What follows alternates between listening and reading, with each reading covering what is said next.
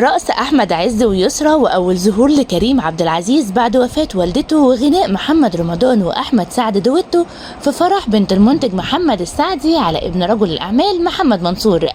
وأزمة عمرو دياب وحالة غضب من المعازيم بعد اللي حصل. احتفل أمس المنتج الكبير محمد السعدي بحفل زفاف ابنته، وحضر حفل زفاف بنت محمد السعدي عدد كبير من النجوم، منهم يسرى وأحمد حلمي ومنى زكي ومحمد رمضان ومنى شلبي ونيلي كريم وهنا الزاهد وياسر جلال وكريم عبد العزيز وزينة وليلى علوي وشيرين رضا وأصالة ونسرين وغيرهم من النجوم.